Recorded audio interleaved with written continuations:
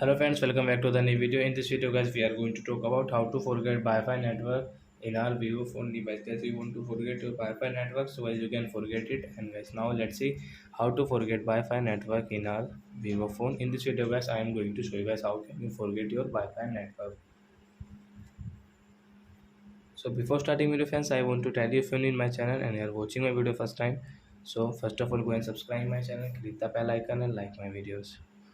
So for now, let's start video. First of all, open your phone setting. Guys, network and internet setting, click on Wi-Fi. So which Wi-Fi guys you have connected guys you want to forget. So right side guys you can see the setting option.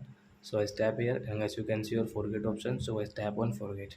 So this Wi-Fi will forget guys you want to connect, so you will have to enter again password.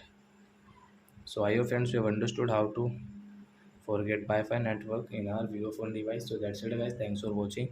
Now we will meet on next video with new topic. Before going guys, please go and like my video, subscribe my channel. Bye bye friends.